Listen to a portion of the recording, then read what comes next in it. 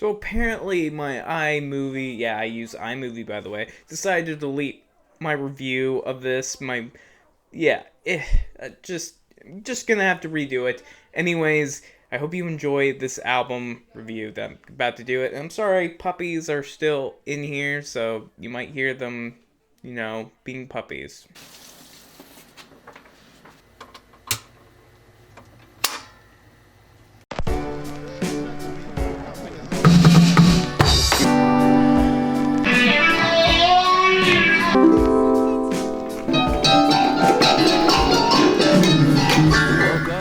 Bleachers, gone now. So, Bleachers is a project by singer-songwriter plus lead guitarist of Fun, Jack Antonoff.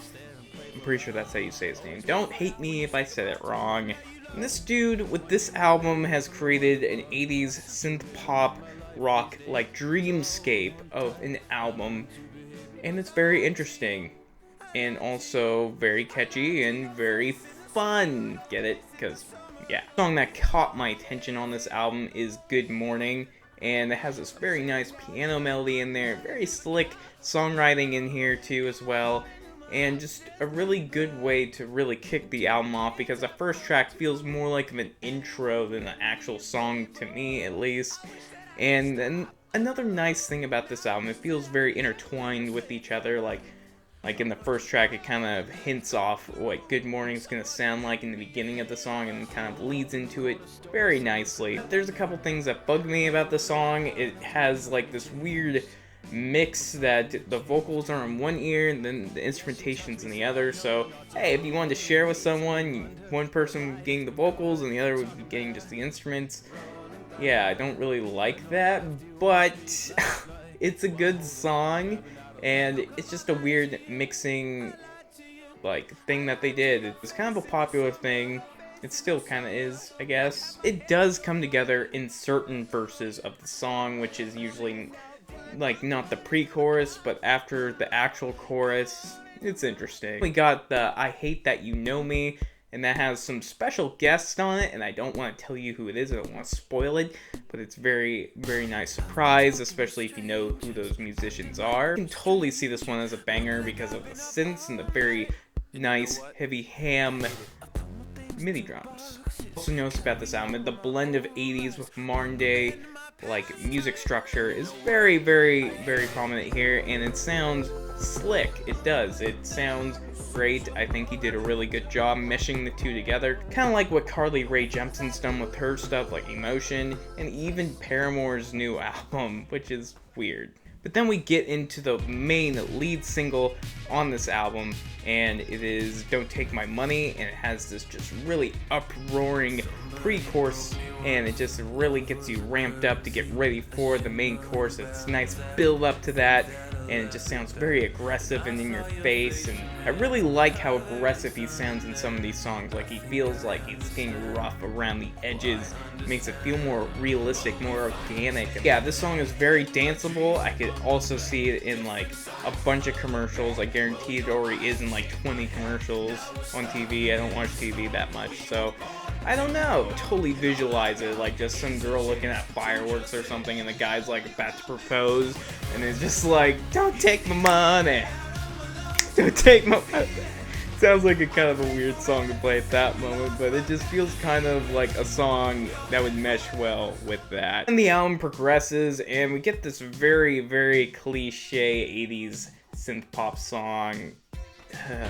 Get Married. This song just isn't appealing to me. Maybe who's getting married might actually enjoy this tune, but I feel like it's a very cliche and very cringy, for me at least. Not gonna lie, it is a catchy tune. It's very corny though, and I could definitely see this being a song that people do enjoy off the album. But for me, it's just something I'm gonna skip, most likely, on this album. Because it does have a very bombastic chorus going, "Let's get married!" That's not how it goes, but you get the point. And we got Goodbye, which is a very interesting song. It kind of reminds me of Fun. I think a lot of this album reminds me of Some Nights, the album by Fun. And that might have to contribute that he is a part of Fun, but still, it's hard to ignore it. I do really like the subtle piano in this song. Fits very well with the synthesized like vocal effects on his voice, Jack's voice. It's a very nice MIDI drum in there and brass. I'm pretty sure it's MIDI. All of that sounds pretty MIDI to me, but I could also be wrong. Then we got the song I Miss Those Days. Those Days has a very, very nice vocal delivery. It's very fast paced and you almost can't keep up most of the time, at least I can't. I like the song's meaning and purpose about change and becoming someone. So the ending track, Foreign Girls, is okay. It's not like amazing, but it does the job of completing the album, and I don't really have much to say about it because it doesn't really stick out of any sort of way. It does kind of sound like the song Goodbye almost a little bit, a tad bit. But overall, it's just an okay song. I don't really have much to say about it because there's not really much to it in my opinion. So what do we got here? It's kind of confusing, right? At some points, I do really like this album. I really enjoyed mostly like half of this album. The other half, like, there's like songs in the middle I would skip, and then the ending almost has two good songs, and then the ending track I would skip.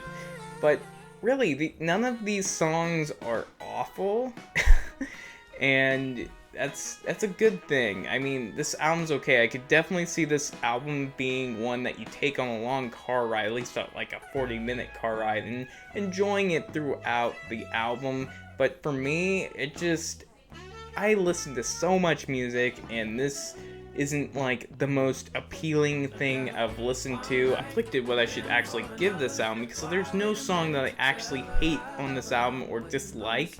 It's just more like, okay, that song's playing, I'm fine with that kind of thing. It's not like, oh my god, this song's on. Okay, there's a couple of songs on here that are like that, like 3, but other than that, there's just a bunch of okay tracks on this album. I don't think you need to go buy this album unless you're completely bored with your music collection or you don't like Alt J's new album or Dan Auerbach's.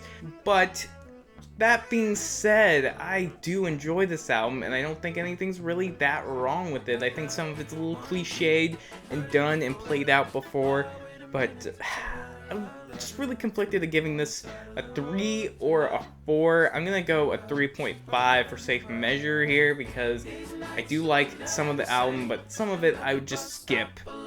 Like, there's 5 songs on this album that I would probably listen to over and over again, and then the rest would probably just drift into the music realm of songs that you'll forget within a week.